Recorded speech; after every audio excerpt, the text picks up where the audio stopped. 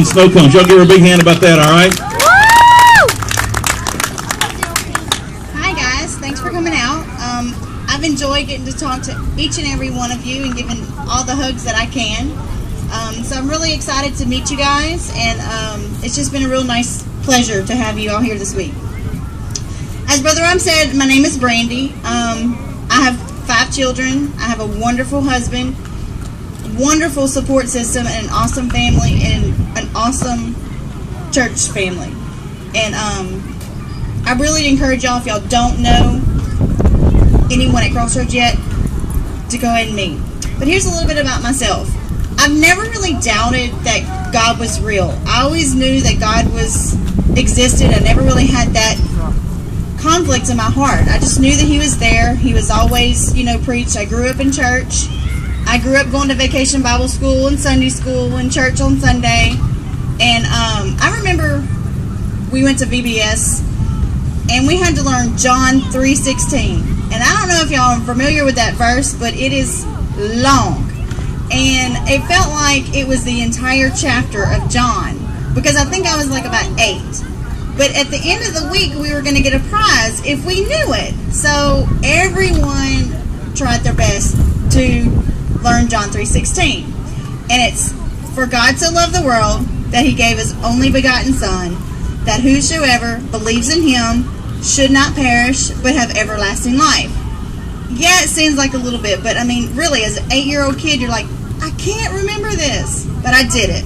And that's been my favorite verse from then on, because it's really important, because it really just tells us it's how important Jesus is in our life, and how important He is to have a relationship with Him.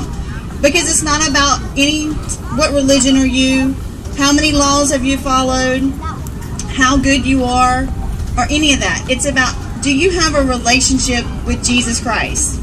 And that's the most important thing. And like I said, I always knew there was a God. I never really doubted. And as a teenager, I grew up going to church, and I felt, okay, there was a time that I did walk an aisle when I was a teenager, and I got baptized. But, things happen, and I strayed off course. Because, the Holy Spirit didn't move me. It was I liked the way the guy said, it was like my fire insurance. I didn't want to go to hell. I didn't want to spend eternity, apart from God. So I really just did it just to make my own flesh happy. But I went through school, and like I said, going to church and everything, and I became a mom at the age of 17. And that's difficult, because you're talking about being a Christian, and look at me, I'm pregnant and I've got a kid. Now what? It's like almost a hypocrite. But I kept going, and I never really let anyone talk down to me. I had an amazing family that kept me on track and just kept on giving me encouragement. I went to work at Delta Downs when I was 18, and I knew with Michael I needed to raise him in church, and I really wanted to do that. So I started going back to church, when I could, and that kind of thing. And then I met my awesome husband, Aaron, and we really hit it off. He was a Christian already. Most of you heard his testimony. So he was already a Christian, and I had been praying, like, God, just send me a godly man to help me and my child, and, so we can really just work through life together. So anyway, we met, and we got engaged, and in February of 2001, I was going through a class 201 with Brother Rob, and that's when the Holy Spirit moved in me and said, God was like, it's now or never. You're either going to surrender everything you have and give me your entire life, or you just need to walk away. And that was my turning point. It was in February of 2001. And it was like a commitment to God, but also to my soon-to-be husband, because we got married in September of 2001. And honestly, I think that was the best gift that I could give to Aaron, that now he was marrying a Christian woman, and we can go through life together with God.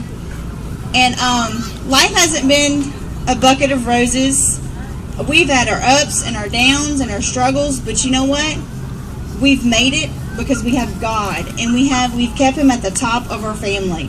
I loved how Tim expressed it, the triangle. It is so true, guys. If you keep God at the top and you move closer to God, you grow closer together. God has to be at the top of your pyramid, or life just doesn't work. And I'm a living testimony for that. We have 5 beautiful, awesome, energetic kids. How do we do it, everyone says? It's by the grace of God. He gives me the strength to get through things that I never thought I would be able to get through, you know? And He does, and I love it. And like I said, when I'm weak, I call upon God. Whenever I'm doubting, I call upon God. That's what's going through life with God is all about, you know? And ever since then, I've learned why reading the Bible is so important, why going to church is so important, why trying to strive to be more like Christ is so important. It's because we get closer to God. And we're not perfect. And I know a lot of people are like, oh, them Christians, they're just hypocrites. We really try not to be. We just really want to strive to be more like Jesus. And that's what I really want to encourage you to do, to be more like Jesus. If you don't have a relationship with Him just yet, find somebody with a red bandana. We've been preaching to it all week. Find someone, and we'll be glad to talk with you. We have a prayer tent, lots of information, and a lot of people that love you that really want to share Jesus with you. Thank you very much for your time, and y'all enjoy the rest of the night.